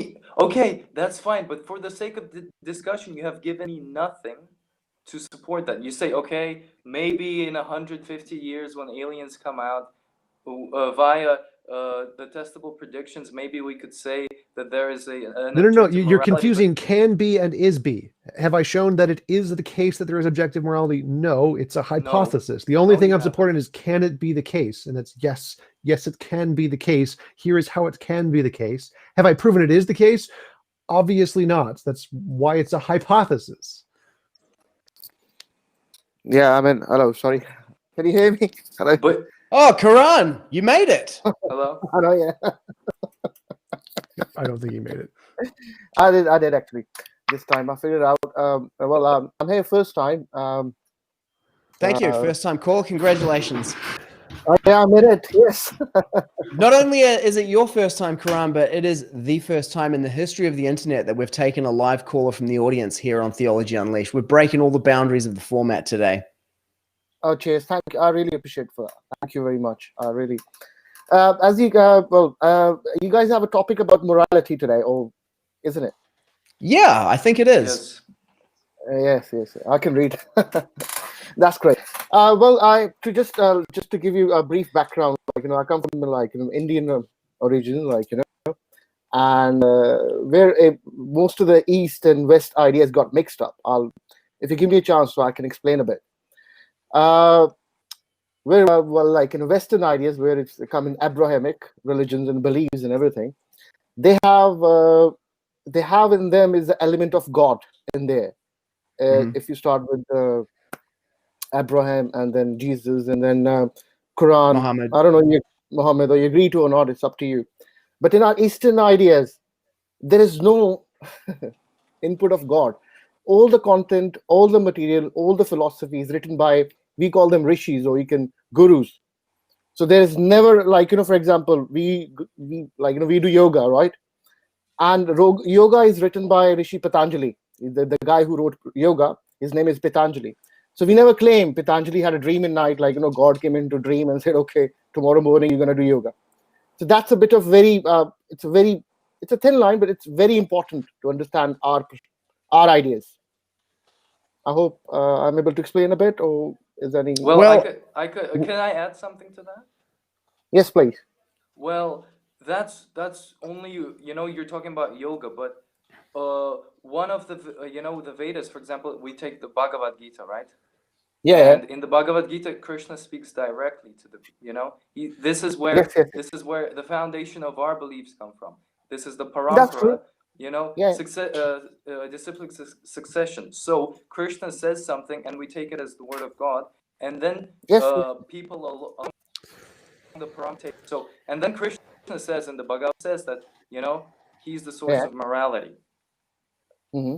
So this is where we base our morality on the word of Krishna, the word of God. Absolutely right. I'm sorry, I don't know your name. I thought you were an atheist, Ram. I said a disclaimer in the beginning of the video. Okay. That I'm a theist, but for the sake of the argument, I will be presenting the point of view of atheists. I have a question for you, Karan. You said that Patanjali didn't get it in a dream, or God didn't tell it to him. So where did he get it from? From his experience, from his knowledge. Okay. And let me answer this guy. I don't know his name. Ram. Sorry. My name is Ram. Ram. Right. I agree to you. Bhagavad Gita is there, but Bhagavad Gita is part of Mahabharata, and Mahabharata is written by Rishi Vedvyas. And Vedvyas, nowhere he mentioned I had a dream of God to write about. So it's end of the day, it's a creation of Rishi Vedvyas. And yes, it's an imagination of a God from the Rishi. But Ved Vyasji never said anywhere, I had a dream, write a Bhagavad Okay, Gita. one second. Vedavyas, he is considered, if you read the Srimad Bhagavatam, he's considered an empowered incarnation of Lord Krishna, and he was advised by Narada Muni. Is that correct? So Yes, because he's an empowered incarnation of Lord Sri Krishna, he has the authority to give the knowledge. yes, He doesn't have... and like you, if you give me a chance a bit, I'll explain you in a Go better ahead. way. Well, how about we do this? Can we tie this back into your point about morality, Karan? We could probably Morality, let's jump over the last 5,000 years of history to 17th of January 2021. And what would you like to contribute to this debate about objective morality today? Objective morality, we all born with a morality. We all born with our principles. For example, A moral intuition, we could say. No, We could say if that. I just let me finish, please. Yeah. Let's say before Europeans arrived to America, right? Yeah, you're with me. Let's say there's no Yes. Europeans in America. The native of Americans, they knew everything. They know how to speak, communicate, live in a family, how to train animals, food, and everything. They knew everything without any book. So how come they got their morality? Tjump, you're from America? They never had any. What? He was. Evolution. Evolution is how they got access to it. I was actually thinking that's like an alien invasion, right? Europeans arrive in America. It's here come these other human beings. Illegal aliens. No. Right, the morality we all born with it. There's no we don't need a book for that. Yeah. Like we don't need a book like to tell us what to do, especially written by God. Okay, Definitely not that one. We don't need a book, but it is the nature of the soul to have these qualities. But hang on, what's Karan's actual point? What's your actual point? Okay, we got that. Yeah, my point is we all human beings, those are living on the planet. We have developed our morality depending on our experiences. But it is okay. Hang on a second, Ram. So that is your complete point. That's what you're saying. That human beings around the planet have a moral intuition. Yeah, we all have developed with our experiences. Yeah. Okay, I got it. Thank you. And let me just put one more thing. If you see what is the difference between us and animals, do you think there's any difference between us and animals? Well, I can see something actually. As you're saying here, human beings are born with this kind of innate moral understanding, and it causes them to act in ways which are detrimental to their own survival. So it seems to be something that's not like driven by evolution. Whereas animals just act according to fitness. Well, depending, how they every act they do. If you see most of the yoga postures come from it's inspired by animals. Mm-hmm. Okay, right. The basic difference between we and animals are we are aware of who our parents and kids and grandparents and a family. Animals are not. Not always. Well, they don't come for Christmas, isn't it? That's true. No. That is true. Yeah. That's evidence right there. So they basically animals. That's one of the main difference.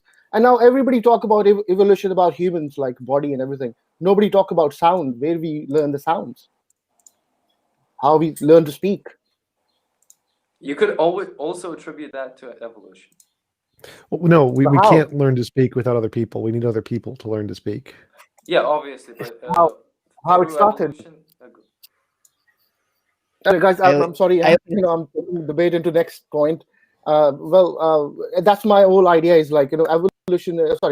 Morality. We all born with it. We don't need any special book for that. And I don't think people were living before the books arrived to the planet.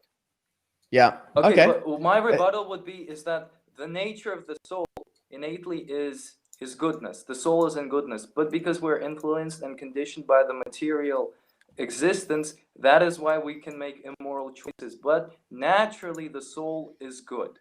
I don't know if that's a rebuttal. That's kind of more like you're explaining. It's like a causal explanation. I don't understand what you meant by soul. What is soul? Atma. Atma, Chetna, I understand that. But Chetna have no experience. Experience. I beg your pardon. They have Chetna doesn't have any contribution towards life. It's a useless thing. You could argue that the cause of people having consciousness is the soul, because currently we can't exactly explain how consciousness works. Absolutely. I can explain you so in a second. You could say that. But look, this is a separate argument. I think this is like a second debate. It is completely it's a different. second. But thank you for calling in with that contribution, Karan. Thank you for having me. If you guys gonna go live, so please let me. I'm gonna subscribe your channel. Yeah, you do that subscribe and tune in for the next one. Is there any you go every any content to that, or just randomly jump or something? It's pretty much every week or every couple of weeks there's something on the channel. All right, thank you. Thanks And Tjump has a channel as well that you can find. We'll put a link in the chat. Awesome, thanks, mate. Even I also run myself a channel.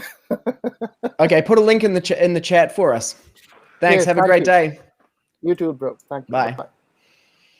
You know what? I'm actually kind of coming around to your perspective, Tjump.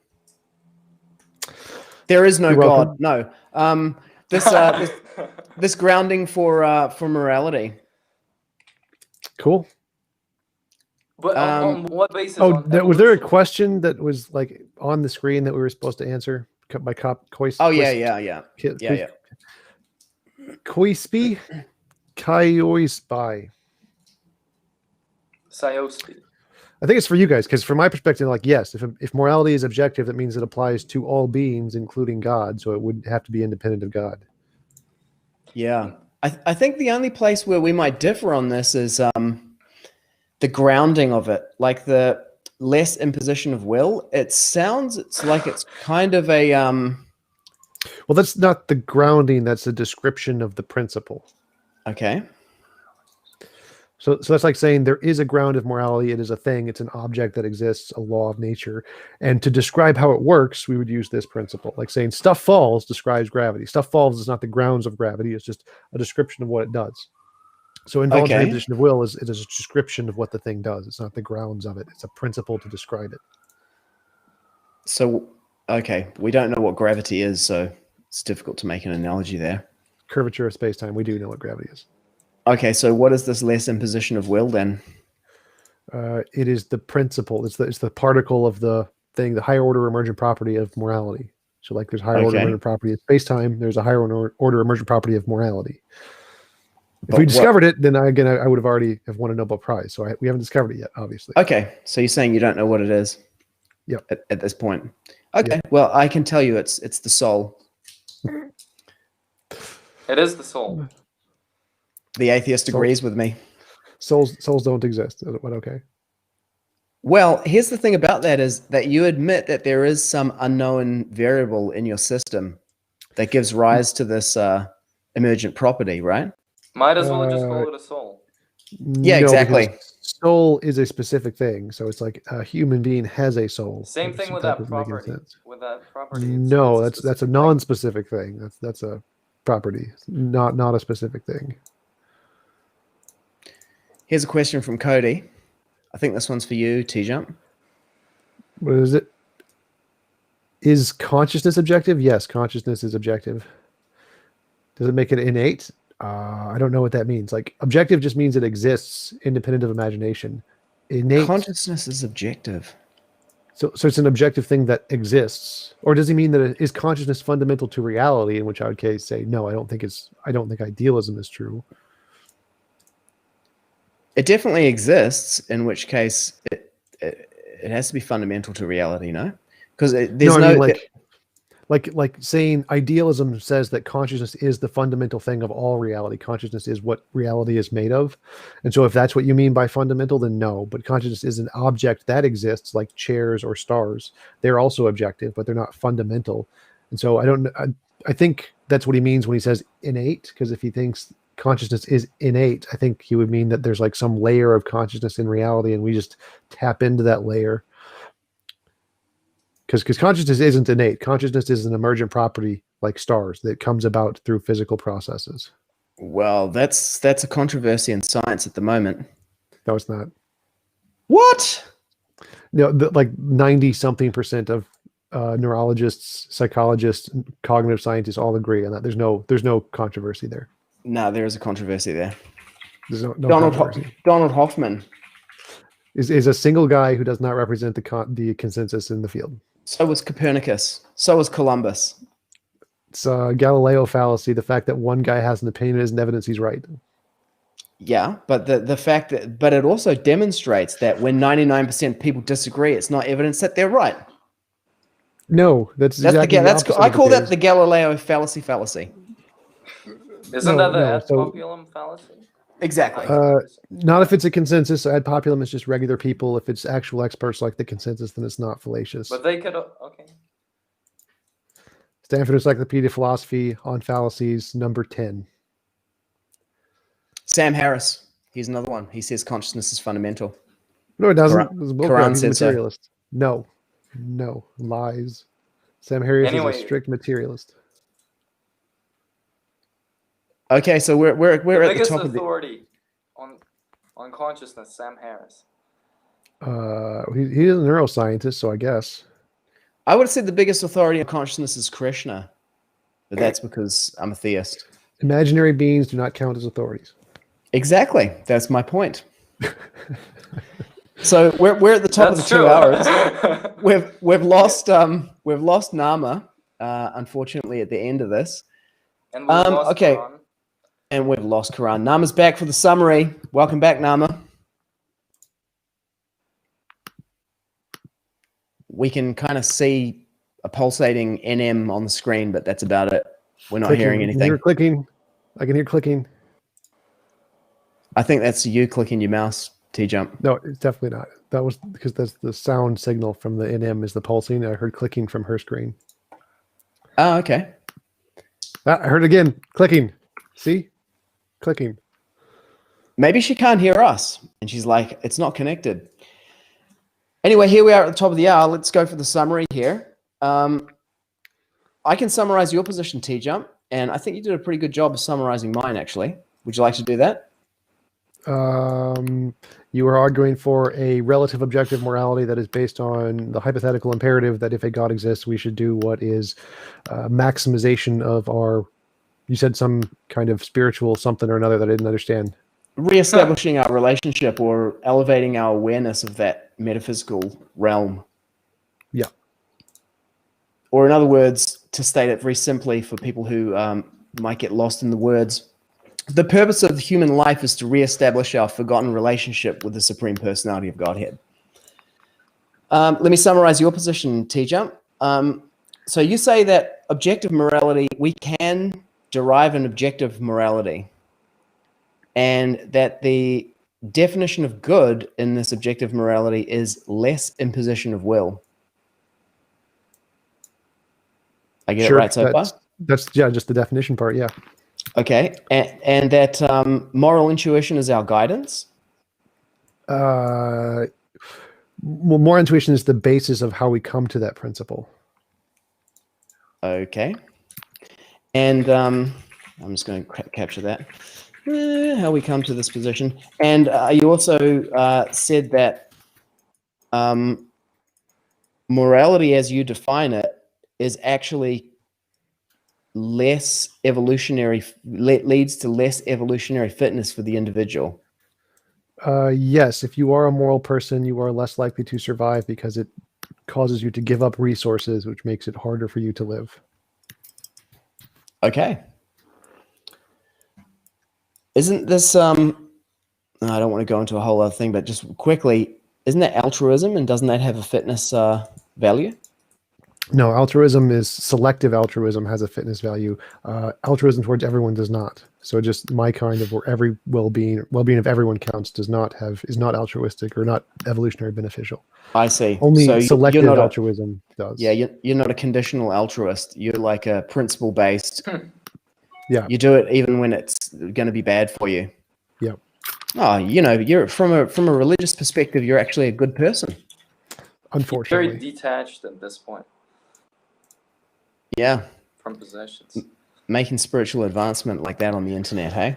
Just from reading the dictionary. Amazing. Yep. Ram, do you want to summarize Nama Madhurya's position? I would love to, but okay. So